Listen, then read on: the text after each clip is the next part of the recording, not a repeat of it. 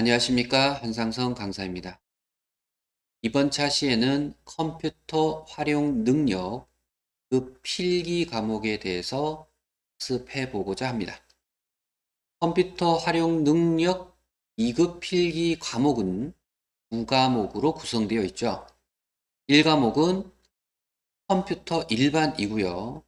2과목은 스프레드시트, 엑셀 과목으로 구성이 된 이론 문제이지요. 총 40문제가 출제가 됩니다. 1과목 20문제, 2과목 20문제. 각 발학이라는 게 있기 때문에 한 과목당 8개 이상은 취해야 되지만 두 과목 합계가 24개 이상이 될 때 합격 기준이 되겠습니다. 과락 기준 한 과목에 최소 8개 이상은 맞추셔야 하고요. 두 과목 합산 24개 이상이 되는 기준으로 보면 12개, 12개 하면 24개가 되잖아요. 두 과목이니까. 따라서 12개를 맞춘다는 기본 목표를 가지고 가는데 1과목에서 10개를 맞으면 2과목에서 14개를 맞아야 되고 그죠?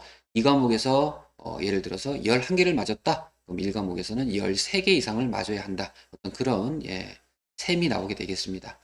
따라서 일단 합격을 목표로 해야 되는데 사실 컴퓨터 활용 능력 2급 필기라고 하는 과목의 교육 내용이 많습니다. 그렇게 짧게 해서 뭐 한두 시간에 해결이 될 만한 내용은 아니에요.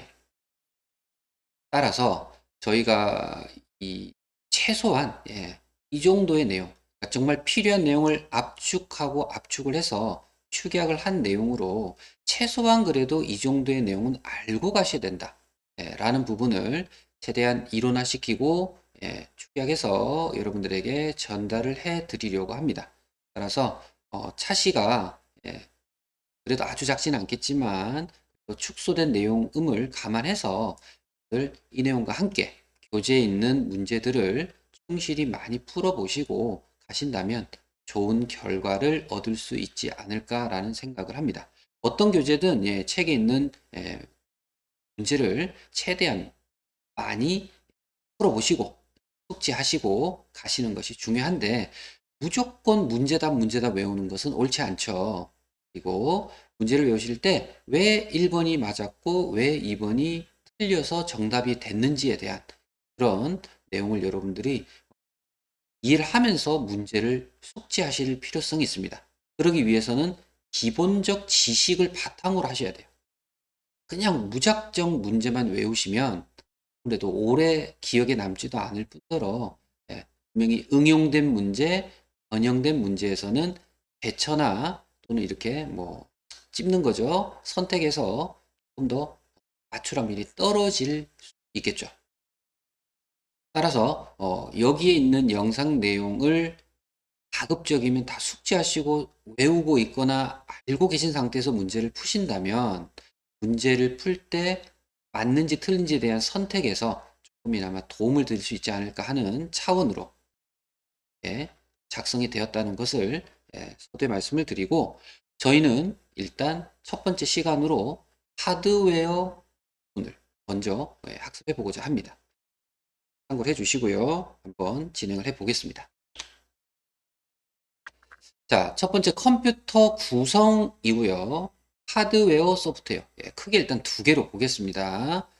말로만 하면 여러분들이 조금 지루할 수도 있고 해서 제가 메모장에 필요 내용을 조금 타이핑도 하면서 같이 진행을 해 보고자 하고요. 일단은 하드웨어와 소프트웨어를 크게 두 개로 구성을 하고 있네요. 컴퓨터라는 걸 아시기 때문에 보겠습니다. 일단 하드웨어예요. 하드웨어. 어떤 게 하드웨어냐를 먼저 알고 계시면 도움이 많이 되실 것 같습니다. 하드웨어는 기계죠, 기계. 기계고 손으로 만질 수 있어요. 손으로 만질 수 있는. 여러분이 만질 수 있는 기계들이 많죠. 본체도 만져지고요. 키보드도 만져지고요. 마우스도 만져지고요. 모니터도 만져지고요. 만져지는 게 많아요. 뭐 USB도 만져지고요. 그죠? 그리고 본체 내부에 보면 그래픽 카드, 램 카드, 메모리, CPU, 메인보드 되게 많아요. 그죠? 예. 모두 이렇게 딱딱한 기계로 되어 있죠. 만질 수 있는 그러한 분류를 통틀어서 우리는 하드웨어라고 합니다. 그래서 결론은 기계라고 적혀 있는데 기계 뭐가 될 수 있습니까? 기계 장치들이라고도 볼 수 있겠죠. 그리고 이런 기계 장치들 중에서 좀 중요한 장치가 있는데 뒤에 또 나오겠지만 중앙 처리 장치라는 하드웨어 기기가 있습니다. 중앙 처리 장치를 문자로 쓸게요. CPU라고 하죠. Central Processing Unit라는 장치인데요. 중앙 처리 장치는 예, 사람의 머리 또는 머리라고 비슷하고 보시면 될 것 같아요. 머리가 가장 이상적인 것 같아요. 네. 그러면 그만큼 중요하다는 거죠. 예. 머리라는 것은 상당히 중요하지 않습니까? 사람 입장에서는. 그리고 우리가 머리로 주로 하는 게 뭐예요? 기억도 하고요. 그리고 제어도 하죠. 이리 가자, 저리 가자, 뭐 이런 제어도 하죠. 그리고 계산도 하죠. 그죠? 예, 이런 아주 중요한 장치가 CPU다라는 것을 하드웨어 장치의 대표적인 예를 드리고 싶어서 하나만 살짝 했는데요. 이 부분은 뒤에 CPU 설명할 때 한 번 더 자세하게 하도록 하겠습니다. 그래서 중앙처리 장치인 이 CPU라는 장치도 하드웨어 장치의 대표적인 예로 볼 수 있습니다. 자, 그러면 하드웨어와 다른 분류의 종류로 소프트웨어라는 게 있죠. 소프트웨어는 하드웨어와 어떻게 본다면 좀 다르겠죠. 예, 약간 반대적인 성격을 가지고 있어야 될 것 같아요. 그러다 보니 손으로 만지기에는 어려울 수 있겠죠. 예, 만지기가 어려워요. 그래서 대부분 소프트웨어면 여러분들이 다 알고 계실 거예요. 프로그램들이 소프트웨어가 많겠죠. 그죠? 프로그램들의 종류들로 보시면 되세요. 그러면 프로그램도 종류가 되게 많아요. 프로그램들인데 여러분이 알고 계시는 소프트웨어는 알고 계는 것 중에 예를 들어 한글 프로그램, 엑셀 프로그램, 파워포인트 프로그램도 있을 수 있고 그리고 각종 게임들도 있죠. 게임도 있을 수 있고 뭐 계산기 같은 프로그램도 있겠죠. 그죠? 예, 다 소프트웨어. 그러니까 실질적으로 기계는 아니고 손으로 만지기는 어렵죠. 하지만 우리가 어떻게 합니까? 컴퓨터라는 기계를 이용하면 이용하고 활용을 할 수 있는 것들은 소프트웨어가 되고 또 조금 다르게 표현을 해보면 이 기계 장치들을 움직이게 하거나 동작하게 도와주는, 동작시키는 그러한 프로그램들도 뭐가 되겠습니까? 소프트웨어가 됩니다. 그죠? 그러니까 소프트웨어는 이렇게 동작시키기도 하지만 우리가 원하는 동작을 해주기도 하지만 그죠? 동작을 시키기도 하고 뭐 게임이라든지 이런 것들도 있고 소프트웨어는 활동적이죠. 그죠? 기계는 아니고 내부적으로 움직이는 그러한 프로그램들을 소프트웨어라고 합니다. 이 소프트웨어에는요. 크게 두 개로 나뉘어져요. 하나는 시스템 소프트웨어라고 하고요. 또 하나는 응용 소프트웨어라고 합니다. 이렇게 두 개로 나뉘어지면 시스템 소프트웨어와 응용 소프트웨어를 구분하는 이유가 있지 않겠습니까? 어떻게 구분하냐면 이렇게 좀 크게 소프트웨어 중에 크게 두 분류로 구분을 해 놓은 거예요. 이 중에서 응용 소프트웨어를 먼저 할게요. 응용 소프트웨어는 응용된 거예요. 응용이 됐기 때문에 우리가 활용하고 이렇게 응용해서 쓸 수 있는 프로그램들을 대부분 얘기합니다. 그래서 응용 소프트웨어는 상당히 많아요. 우리가 대부분 쓰는 건 모두 응용 소프트웨어의 종류로 볼 수 있습니다. 그래서 앞서 말씀드린 어떤 한글이든 엑셀이든 그죠? 어떤 문서 작성 프로그램들도 응용 프로그램 중에 하나고요. 압축 프로그램이라든지 뭐 앞서 말씀드렸던 어떤 계산기라든지 그렇죠? 그런 좀 유틸리티라 그래요. 이런 압축이나 이런 것들 좀 유틸리티라 그러는데 유틸리티 프로그램도 응용 소프트웨어가 될 수 있고요. 여러분들이 하시는 게임 종류들 있죠. 게임 좋아하시죠? 각종 게임 종류들도 모두 응용 소프트웨어의 일종으로 보시면 되십니다. 응용 소프트웨어도 쉽잖아요. 그죠? 저희가 지금까지 계속 지고 썼던 프로그램들이기 때문에 그다지 어렵지 않다라고 볼 수도 있겠네요. 그러면 시스템 소프트웨어는 뭘까요? 그죠? 이것도 소프트웨어인데 이거는 어떤 소프트웨어일까요? 이해를 돕기 위해서 시스템 소프트웨어는 운영체제라고 주로 일컬을 수 있어요. 영어로는 이제 OS라고 하는데요. Operating System이라고 합니다. 이 OS의 운영체제를 그냥 이렇게 얘기하면 좀 어렵죠. 이게 뭐지? 처음 들어보시면 어려울 수 있는데 운영체제는 그냥 쉽게 윈도우 생각하시면 돼요. 윈도우 프로. 우리 요즘에 윈도우 10 많이 쓰시죠, 그죠? 과거에 윈도우 7, 윈도우 XP, 뭐 과거로 가면 뭐 되게 종류가 많습니다. 뭐 9598도 있고 NT도 있고 비스타도 있고 많은데요. 윈도우만 있는 건 아니죠. 더 멀리 과거로 가보면 도스도 있고 리눅스도 있고요. 유닉스도 있고요. 이런 프로그램들을 전부 운영 체제라는 종류로 가지고 있고 이런 운영 체제는 그럼 뭔지 정의를 알면 좋겠네요. 그래서 OS의 정의를 한번 해보면요. 컴퓨터, 하드웨어죠. 하드웨어적인 컴퓨터와 그리고 사용자. 사용자라는 것은 유저죠. 우리 같은 컴퓨터를 쓰는 모든 분들이 사용자, 유저가 되고요. 즉, 기계와 사람 사이에서, 그죠? 컴퓨터를 쉽게 쓸 수 있도록 도와주는, 그죠? 도와주는. 여기 사용자 사이에서 하면 더 좋겠다, 그죠? 도와주는 프로그램을 의미합니다. 그렇기 때문에 운영체제라는 프로그램은 이 컴퓨터를 딱 키면 윈도우가 뜨죠, 우리가. 그 윈도우가 떴을 때 마우스를 이용해서 클릭, 더블 클릭을 해서 실행도 하고 이동도 하고 복사도 하고 하잖아요. 근데 그렇게 가능했던 이유는 윈도우라는 프로그램이 있기 때문에 가능한 거예요. 그 외에도 과거에 윈도우가 나오기 전으로 거슬러 가보시면 윈도우는 그림이 있는 운영체제인데 앞서 말씀드렸던 도스, 검정색 화면에 검정색 화면에 하얀색 글자밖에 없죠. 그런 도스 프로그램은 그림이 없어요. 글자만 가지고 하는 프로그램이죠. 그래서 사용하기가 어려웠죠. 하지만 지금은 어때요? 윈도우즈라는 그림을 이용하는 운영체제가 나와서 어린 아이들도 또 컴퓨터에 지식이 좀 부족하신 분들도 쉽게 접근하시고 쉽게 쓸 수 있게 뭐 하고 있어요? 도와주고 있습니다. 그런 프로그램들을 우리는 OS, 운영체제라고 하는데 이 운영체제 종류가 여러 가지잖아요. 이 여러 가지 종류들이 전부 시스템 소프트웨어 안에 있다라고 보시면 됩니다. 그래서 이런 소프트웨어도 있구나, 응용 소프트웨어도 있구나, 이런 종류가 있다는 걸 알아놓으시면 여러분들이 답을 고르실 때 좀 유리하실 것 같아요.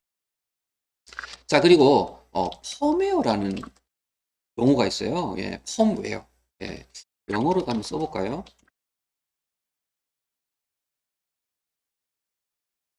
이렇게 됩니다. 펌웨어. 펌웨어인데 펌웨어라는 용어도 시험의 문제로 또 이게 답을 고르기도 합니다. 그럼 펌웨어는 무엇인가? 펌웨어는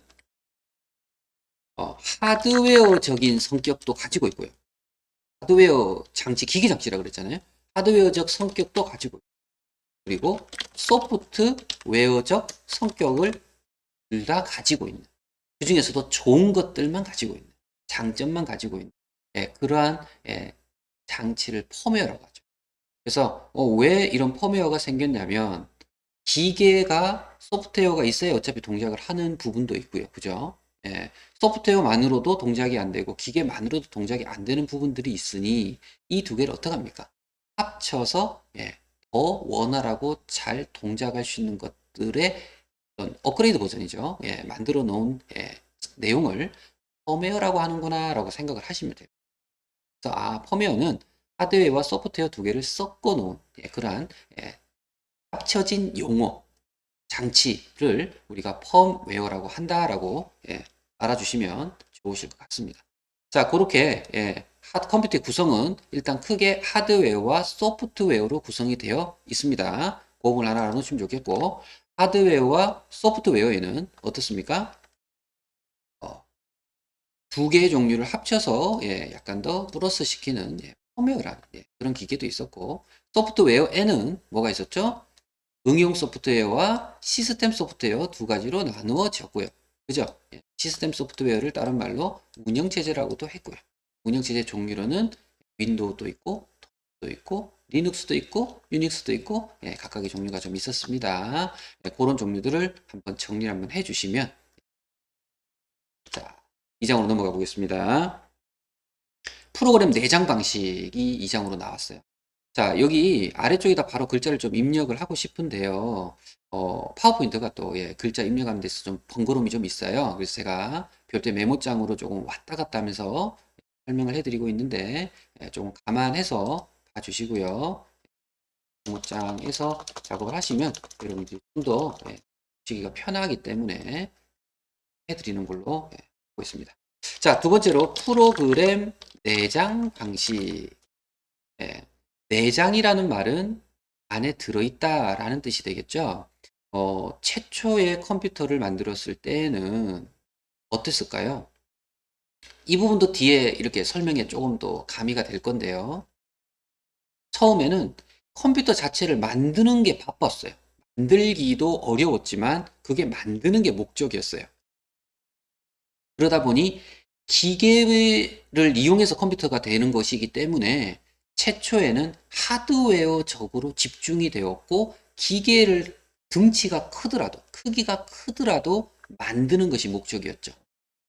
그래서 처음에 만들었던 컴퓨터는 어땠을까요? 지금처럼 작지 않았습니다. 집채만하게 컸어요, 처음에. 그것을 크게 만들어 놓고 어떡합니까? 조금씩 조금씩 노력을 하는 거죠. 작게 만들어 버려요. 너무 크니까.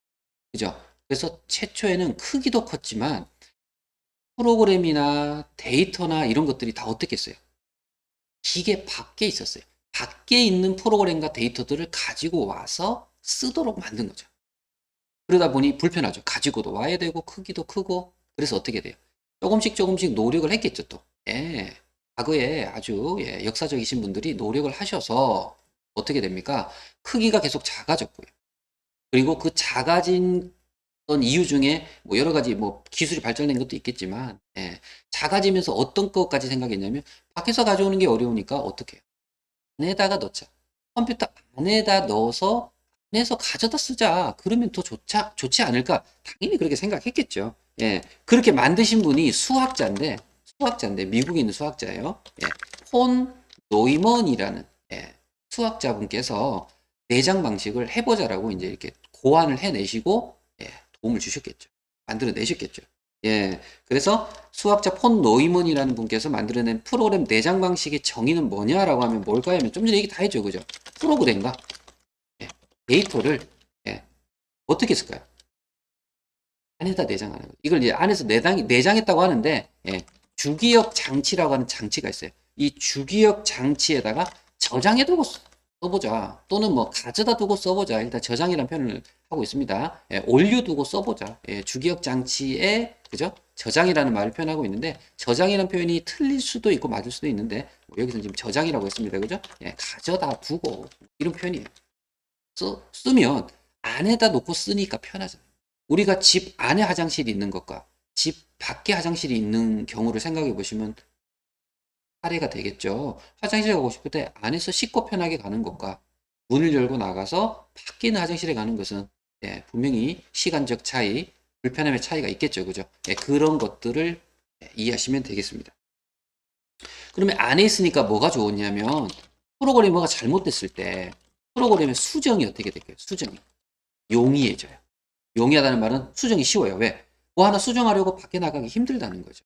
안에서 고치니까 쉬워요. 그죠? 예. 그리고 또 사용 빈도라고 해서 내가 가져다 쓰고 싶은데 밖에서 가져오면 시간도 오래 걸릴 뿐더러 가져올 때마다 힘이 들었는데 안에다 이게 가져다 두고 저장해 두고, 그죠? 안에 있는 거예요. 근데 이게 한번 가져다 놓으면, 한 번 저장해 두건 한 번 가져다 두면 계속 반복으로 쓸 수가 있더라는 거죠. 이게 사용 빈도는 계속 반복적으로 쓰겠다는 뜻이에요. 어때요? 좋아요. 편해요. 빨라요. 예, 이렇게 되는 거죠. 예, 사용 빈도가, 예, 제한이 없는 거죠. 제한이 없는 거죠. 어떤 의미인지 아시겠죠? 예, 이렇게 되면, 예, 경제적이다. 예, 따르게 하면 경제적이다. 이런, 예, 표현을 같이 할 수 있겠습니다. 그러고 나서 프로그램 내장 방식을 도입하기 전까지는 밖에 있었고 이후에는 안에서 이제 들어간데 내장 방식이 처음 도입한 이 컴퓨터 이름이라고 할게요. 예, 에드삭이에요. 에드삭이라고 있습니다. 에드삭이, 예, 최초의 프로그램 내장 방식을 채택한 컴퓨터예요. 전자계산기라고 표현합니다.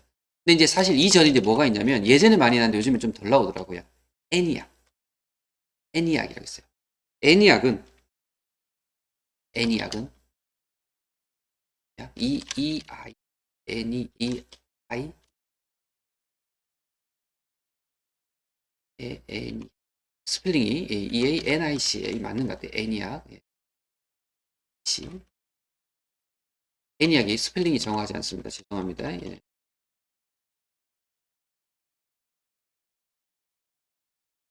예, 스펠링이 E-N-I-H 애니악 네, 맞죠? 예, 예. 예, 조금 발음대로 적어야 되는데 순서가 조금 바뀌었네요. 애니악인데요. 요즘엔 좀 덜 나오고 과거 시험에는 거의 뭐 단골처럼 나왔던 문제인데 요즘은 이제 에드삭으로 넘어갔어요. 이게 세계 최초의 전자계산기 애니악이었어요. 근데 이때는 내장 방식이 도입이 안 됐던 거죠. 근데 이제 지금은 이제 여기 단계가 넘어갔어요. 이제 기술이 원체 많이 발달됐기 때문에 지금 이제 에드삭 내장 방식이 채택이 됐고 이 이후로 에드박, 뭐 유니박, VH 뭐 요런 종류들 에드삭, 에드박, 유니박 요런 것들 유니박은 상업용에 관련된 거고요. 예, 에드박은 이제 내장 방식하고 이진법이 채택이 돼요. 두 가지가 섞입니다, 이제. 그러니까 계속 기술이 발전하는 거죠. 그런데 내장 방식을 최초로 도입했던 거는 에드삭부터 시작이었다라고 외워놓으시면 이 이유는 다 내장이 되는 거죠. 왜? 기술이 발전했는데 안 쓸 이유가 없기 때문에 그렇습니다. 어떤 의미인지 아시겠죠? 예, 요 정도로 이해해 주시면 아 내장 방식이 이런 소학자 폰 노이먼이라는 분에 의해서 이렇게 만들어졌구나 라고 생각을 좀 해주시면 좋으십니다. 자, 이것이 프로그램 내장 방식이었습니다. 세대별 특징. 자, 그러니까 지금 제가 뭐 이렇게 과거부터 등치도 컸다고 말씀을 드리고 기술이 발전했다고도 말씀을 드리고 하잖아요. 그래서 이게 세대별로 분리해서 시험 문제가 출제가 또 종종 됩니다. 그래서 세대별 특징도 한번 해볼게요. 세대별.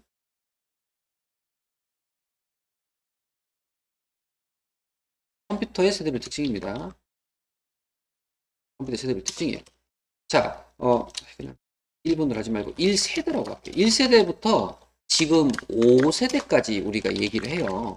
예, 4세대, 5세대.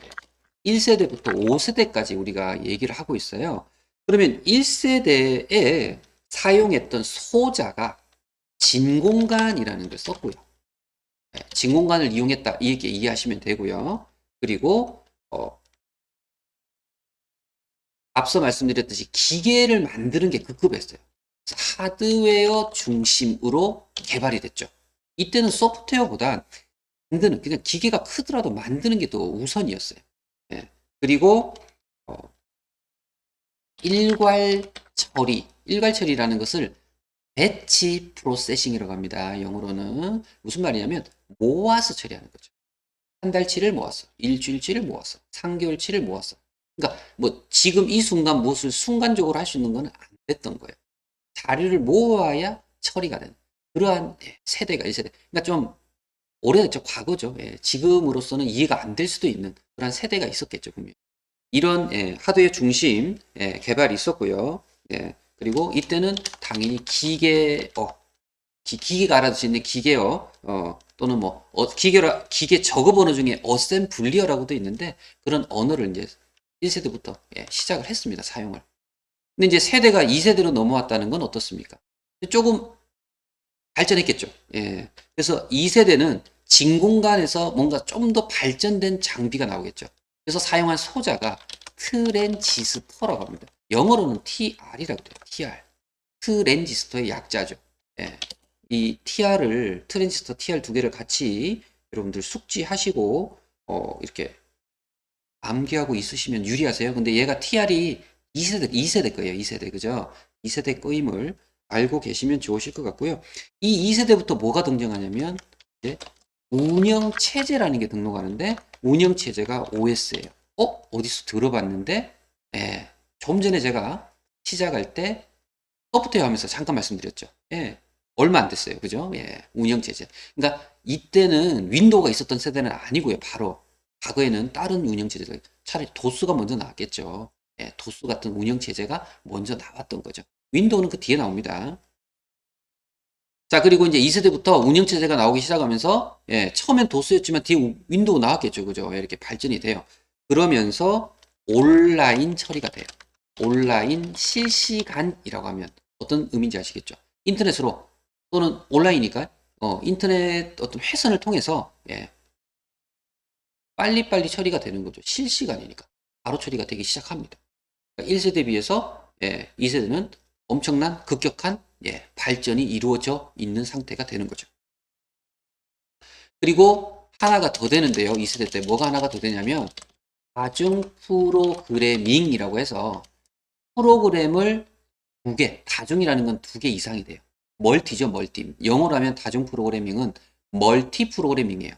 그래서 동시에 두 가지 이상의 프로그램을 컴퓨터에서 돌릴 수 있도록 이해되시죠? 동시에 프로그램이 두 개 이상의 동작이 돼요. 하나만 쓰다가. 하나 외에는 다른 건 못 했는데, 컴퓨터에서. 과거엔 그랬어요. 그랬는데, 한 개밖에 못 했는데, 내가 음악을 들으면 딴 걸 못 한다든지, 뭐 채팅을 하면 딴 걸 못 한다든지, 막 이랬는데, 이제는 음악도 들으면서, 채팅도 하면서, 무슨 말인지 아시겠죠? 이런, 다중 프로그래밍이 가능한 세대가 2세대가 됩니다. 많이 발전했다, 그죠? 그러면서 3세대로 오면, 또 진화 더 했겠죠? 직접, 영어로 IC라고 합니다. 여러분들 IC 칩 들어보셨나요? 까만색 사각형인데 이렇게 바늘 같은 다리가 여러 개 박혀 있는 칩 IC. 뭐 검색해 보셔도 나오실 거예요. 이 집적 회로인 IC 칩이 나오면서 더 소형화가 되고 더 기술이 발전이 되는 계기가 됩니다. 이게 3세대입니다. 이때 MIS가 도입이 되고요. 이런 것들이 문제로 나와서 알려드리는 거니까 축약이 됐겠죠. MIS, 경영정보 시스템이라고 합니다. MIS, 그리고 OMR 카드 아시죠? 컴퓨터용 사인펜으로 이렇게 마킹하는 OMR 카드를, OMR. 그죠? OMR도 나왔고요. 3세대에. OCR도 나와요. OCR은 방학 문자 판독기. 오피티컬 캐릭터 리더. OMR은 오피티컬 마크 리더. 뭐 이렇게 이제 영어가 있는데요. OCR은 여러분들 전기요금, 수도요금, 공과금 나올 때 고지서에 보면 이렇게 바코드 찍혀 나옵니다. 그걸 이용해서 기계가 읽을 수 있도록 도와주죠. 이게 OCR입니다. 그리고 MICR. MICR은 자기 잉크 문자 판독기. 한글로 하면 자기 잉크 문자 판독기. 영어로 하면 마그네틱 잉크 카드 리더. 마그네틱 잉크 카드 리더인데 MICR은 위조 방지예요. 위조 방지. 그래서 MICR은 어디에서 썼냐면 수표나 엄 같은 데 썼어요. 왜냐면 불법으로 만들어 쓰면 안 되니까. 위조 방지를 하기 위해서. 이게 다 기술적인 거죠. 이게 컴퓨터와 접목된 기술적인 내용들이 이렇게 3세대에 나옵니다. 거기에 시간을 분할해서 쓴다 그래서 시분할 처리라고 그래요. 시간을 분할해서 쓰도록 또 나옵니다. 시간을 분할해서 처리하면 컴퓨터 하나로 여러 가지 일을 조금씩 시간을 분할하니까 어떻게 돼요? 동시에 여러 가지 일이 되겠죠. 그죠? 그래서 다중 프로그래밍에서 더 발전하겠죠. 그래서 뭐가 되냐? 처리 시스템이 시분할도 되고 이제 시분할 됐다가 그 뒤로 또 다중 처리도 되는데 다중 처리 멀티 프로세싱이에요. 영어로 하면 멀티 처리니까 프로세싱이 됩니다. 이 다중 처리는 CPU가 두 개 이상이 된다고 보시면 그전에는 CPU 하나가 여러 가지 일을 했다면 동시에 여러 가지 일을 했다면 이제는 CPU가 두 개 이상이 또 여러 가지를 하는 거예요. 계속 발전하는 거죠. 그죠? 요즘 현재 시점으로 보면 듀얼 CPU, 듀얼 코어, 허드 코어 막 이렇게 하잖아요. CPU가 두 개, 네 개 막 이렇게 8개 늘어납니다. 그래서 다중 처리가 가능한 것도 3세대. 그 특징을 좀 외우셔야 돼요. 특히 이런 진공관, 트랜지스터, IC 이런 거 꼭 외워주시고요. 이런 온라인 실시간 처리 2세대고, 하드웨어 중심 1세대고, OMR, OCR, MICR, 이런 거 다 3세대고, 이렇게 외울 수 있도록 적어주시고, 들어주시고 하셔야 되세요. 4세대는요, 고밀도 직접 회로. 그러니까 이제 IC가 고밀도가 돼요. 그래서 이거를 LSI라고 합니다. LSI. 고밀도 직접 배우는데 IC가 더 고밀도가 됩니다. 이 4세대는 가상 기억 장치가 이용이 되고요. 또 큰 특징이 분산 처리. 분산하면 4세대예요. 분산은 뭐예요? 여기저기 흩어져서 처리가 됩니다. 이걸 4세대로 처리를 하고 이 정도가 또 특징이 있고요. 그리고 하나 정도 더 해준다면 개인용 컴퓨터 이런 것들도 나오고 있습니다.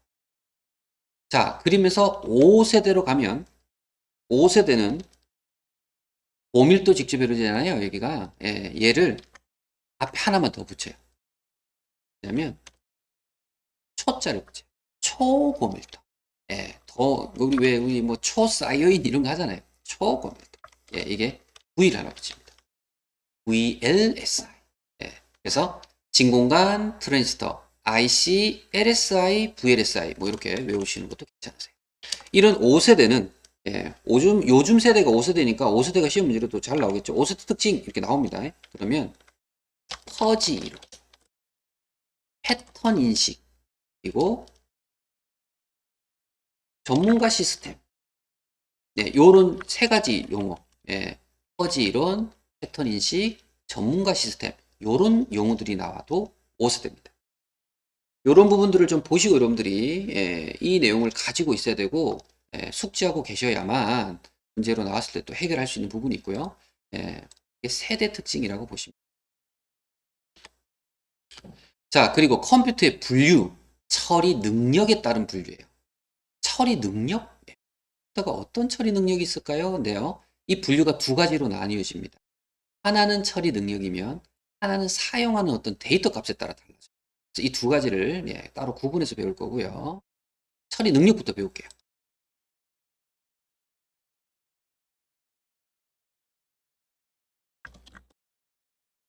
능력에 따른 분류 이렇게 하겠습니다.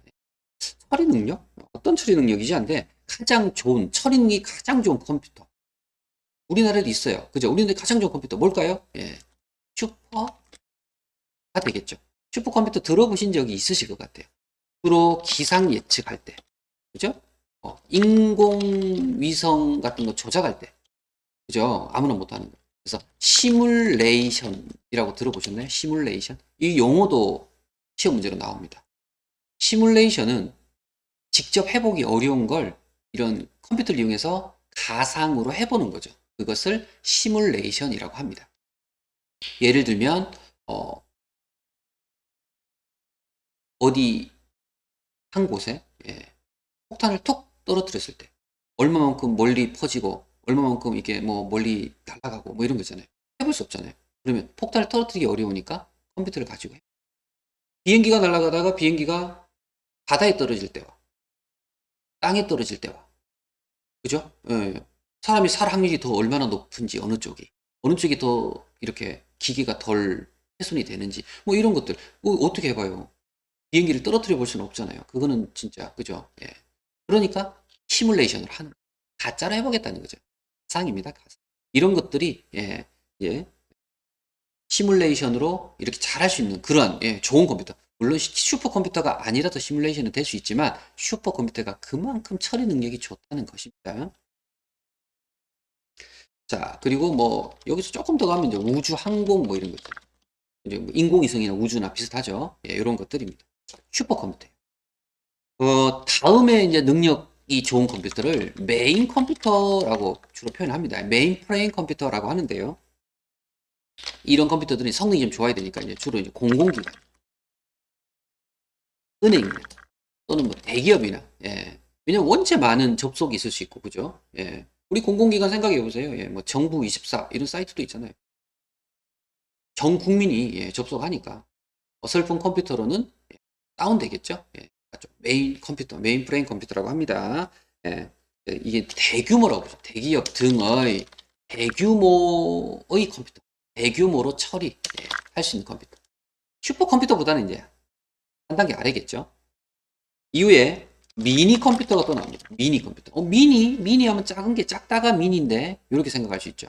하지만 우리가 말하는 미니는 여기서 말하는 미니는 중규모입니다. 우리가 개인적으로 우리 집에 있는 컴퓨터보다도 훨씬 좋은 거예요. 아시겠죠? 중규모에서 처리할 수 있는, 중규모 처리라고 할까요? 하는 그러한 컴퓨터를 미니 컴퓨터라고 합니다. 그래서 어디서 쓰냐면 주로 학교 또는 뭐 연구소, 이런 곳에서 이렇게 뭔가 연구할 때, 그러니까 개인이 혼자 쓰는 것보다는 뭔가 좀 기능이 높은 그런 컴퓨터를 미니 컴퓨터라고 합니다. 순서로 외우시면 좋아요. 이게 능력이 좋은 것부터 지금 순서로 알려드리고 있습니다. 그 다음에 이제 워크스테이션입니다. 워크스테이션은 뭐 워크스테이션 중에 개인용 컴퓨터 종류도 있긴 합니다. 근데 이제 주로 이제 서버용 이렇게 많이 쓰거든요. 서버 컴퓨터 또는 고성능, 그래픽이 좀 고성능이 됩니다. 그래픽 뭐 고성능. 뭐 요럴 때 쓰는 거예요. 그래서 개인도 워크스테이션 컴퓨터를 사서 쓸 수 있습니다. 그죠? 개인도 비싸게 주고 사면 돼요. 이제 그런 분들 중에는 난 게임에 지장이 전혀 없으면 좋겠어. 비싸게 주더라도 나는 게임을 언제든지 어떤 게임이라도 요즘 게임 중에 3D 게임은 사양이 낮은 컴퓨터에서는 돌아가지 않잖아요. 그래서 보통 150만 원, 200만 원 이상 주고 컴퓨터 사서 써야 그 게임들이 돌아가는데 나는 어떤 게임이라도 방해받고 싶지 않아. 뭐 이러면서 그래픽 고성능 그죠? 또는 어, 나에게 많은 분들이 내 컴퓨터에 접속해서 뭔가 자료를 가져가고 하려면 성능이 좋아야 되잖아요. 그때는 미니 컴퓨터까지 가기 어려우시면 워크스테이션을 성능이 개인용보다는 좀 더 우수한 컴퓨터를 워크스테이션이라고 합니다. 그 이후에 나오는 게 뭐예요? 데스크탑이라고도 영어기 때문에 데스크톱이라고도 하고 데스크탑이라고도 하는데요. 이건 이제 개인용이죠, 개인용. 책상 컴퓨터다 생각합니다. 데스크가 책상이잖아요. 그래서 개인용 컴퓨터라고 보면 됩니다. 데스크탑. 그 다음에 이제 나오는 게 휴대용이에요, 휴대용. 휴대용 컴퓨터인데 휴대용 컴퓨터 종류를 크게 세 가지로 분류를 합니다. 랩탑이라고 똑같습니다. 랩톱이 좀 그 다음에 크고요. 그 다음에 노트북은 좀 아시죠? 노트북보다 좀 큰 게 랩톱이고요. 랩톱은 무릎 위에 올려놓고 써요. 노트북도 무릎 위에 되지만 랩톱은 노트북보다 더 무겁고 크다는 거죠. 그 다음에 팜톱이라고 있어요. 팜톱. 팜톱은 뭐 거의 PDA 수준으로 볼 수 있는데 결국 팜톱은 어떤 거냐면 노트북보다 작아야 되잖아요. 그래서 주로 이제 손바닥 위에 뭐 이런 의미를 좀 가지고 있으면 팜톱 하면 왜 크기를 좀 구분하려고 하다 보니까 랩톱이 무릎이고 그죠? 노트북은 물론 노트북도 손바닥에 올라가지만 이렇게 하나는 것을 올려놓고 쓰실 수 있고 팜톱은 아예 들고 다니면서 그죠? 휴대폰 중에 좀 큰 것들도 전부 팜톱의 일종으로 볼 수 있겠죠, 그죠? 자, 요런 것들이 이제 처리 능력에 따라서 하는 컴퓨터들이고요. 웨어러블 컴퓨터가 웨어러블. 웨어러블은 요즘 신기술입니다. 장소에 구애받지 않겠다. 장소에 구애받지 않고 컴퓨터를 쓸 수 있게 활용할 수 있게 하는 그런 어떤 특성으로 만들어진 목적이 있고요. 그래서 몸에 착용을 하는 컴퓨터. 이거 뭐가 될까요? 소형화가 되어 있고요. 그죠? 그리고 경량화, 가볍고 작고 하니까 들고 다닐 수 있는 거죠. 그래서 몸에 탁 착용되는 그런 컴퓨터. 그래서 영화 속에 보면 그거를 응용해서 만들어내서 막 하는 것들도 많잖아요. 그죠? 뭐 이런 여러 가지 어벤져스 같은 곳에서 나올 뭐 일반 영화에도 나올 수 있습니다. 몸에 착용하는 컴퓨터. 이런 걸 웨어러블 컴퓨터라고 하는데 이 웨어러블 컴퓨터가 또 시험 문제로 고르기가 자주 나오고 있으니 영어를 좀 외워주시면 좋겠습니다. 처리 능력입니다. 처리 능력의 종류도 알고 계십니다. 자, 그리고 이는 데이터 취득 형태. 또 해볼게요. 데이터 취득의 형태입니다.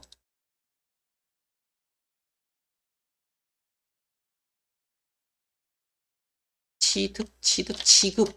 취득이었나요? 취급이죠. 취득이 아니고. 취득으로 되어 있네요. 취득이 아니고 취급입니다. 취급 형태. 그러니까 어떤 데이터를 쓸 건가. 라는 건데요.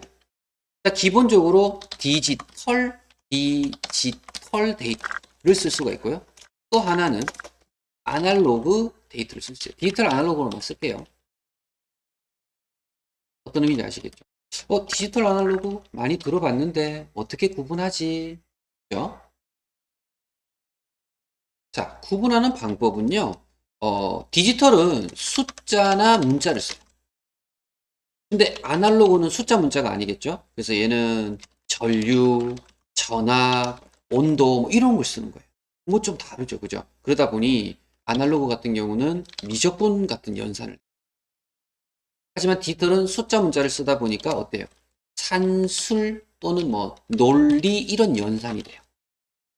그리고 더하기 빼기가 되겠죠. 이 산술이 더하기 빼기예요. 논리는 크다 작다 이런 거고요. 그래서 여기에 구성되는 회로가 논리회로예요. 논리회로. 근데 아날로그는 이런 연산을 해야 되니까 무슨 회를 쓰냐면 증폭회로라는 걸 써요. 이 두 가지를 정확히 구분하셔야 됩니다. 지금 데이터의 취급 형태이기 때문에 그렇습니다. 예. 그리고 나중에 결과가 나오면 결과가 디지털은 결과가 어떨까요? 숫자 문자로 나와요. 결과가. 근데 아날로그는 결과가 어떻게 나올까요, 그럼? 얘는 결과가 곡선 또는 그래프 뭐 이런 걸로 나와요. 전혀 다르죠, 지금 형태가. 예. 여러분들 그 시계 중에 손목 시계나 벽에 있는 시계 중에 1, 2, 3, 4 숫자 나오는 시계를 디지털 시계라고 하고, 그죠? 초침, 분침, 시침이 있어서 이렇게 계속 돌아가는 시계를 아날로그 시계라고. 그때 초는 쉬어요, 안 쉬어요? 안 쉬죠. 초는 계속 돌잖아요, 그죠? 연속적이에요. 그래서 우리는 연속적 데이터라고 합니다. 아날로그는. 알겠죠? 예. 자, 그리고 회로가 되게 중요해요. 회로를 좀 많이 시험 문제로 나오니까 디지털 논리회로 하나만 외우세요. 그럼 아날로그는 증폭이겠죠. 둘 다 외우면 엇갈려요. 그냥 디지털은 논리회로 이렇게 하나를 외우시는 게 좋겠습니다. 자, 그리고 정밀도는 정밀도라는 것도 한 번씩 나오는데 디지털은 정밀도가 필요한 도까지 가능해. 이렇게 가능합니다. 근데 아날로그는 정밀도가 이게 뭐 한정적이겠죠. 그죠? 그래서 넘어가 볼까요? 네. 여기는 0.01까지 가능하다고 나와요. 예. 이런 뭐 특징이 있는데 뭐 이거 꼭 외우지 않으셔도 좋습니다. 제한적이다. 예. 그러면 여러분이 생각할 때 어디에 프로그램이 있고 어디에 프로그램이 없을까요? 이런 것도 있겠죠. 프로그램 여기는 필요해요. 더하기 빼기 해야 되고 뭐 논리로 있어야 되고 회로라는 게 들어가는 것 자체도 있어야 되겠죠. 하지만 아날로그는 불필요해요. 가만히 생각해 보면 손목 시계는 프로그램이 있어야 되고 아날로그 시계는 건전지 배터리만 이렇게 꼽혀져 있으면 어떻게 됩니까? 이게 톱니바퀴가 계속 도는 거죠. 무제한으로 돌아가게 만들어 놨잖아. 모터만 돌아가면 시계추는 돌아가고 그죠? 예, 되죠. 프로그램이 없어도 돼. 예, 그런 의미가 있고요. 마지막으로 프로그램이 필요하냐 필요하지 않느냐 뭐 이런 것들도 지금 했으니까 마지막으로 적용으로 이다. 디지털 컴퓨터는 내릴게요. 적용도 중요하니까. 적용은 범용은 뭐예요? 누구나 어디서나 쉽게 그죠? 예. 그러니까 우리 집에 있는 컴퓨터도 디지털 컴퓨터, PC방에 있는 컴퓨터도 디지털 컴퓨터. 이해되십니까? 예. 서울에 있는 컴퓨터, 뭐 부산에 있는 컴퓨터 다 똑같은 디지털 컴퓨터죠. 미국에 있는 것도 디지털이에요. 예. 그죠? 이 범용은 누구나 쓸 수 있는 쉽게 우리가 일반적이다는 거죠. 범용은 일반적이다. 근데 아날로그는 어때요? 특수 목적용으로 쓴다고 보시면 돼요. 그래서 아무나 못 쓰죠. 우리가 일반적으로 아날로그 쓰기가 어려워요. 그럼 아날로그 컴퓨터를 어디서 볼 수 있을까요? 병원에 가시면은 우리 뭐 초음파를 한다든지 뭐 그런 거 있잖아요. MRI, CT를 한다든지. 그죠? 이런 거 우리가 못 만지죠. 특수 목적용. 이런 건 아날로그 컴퓨터가 될 수 있어요.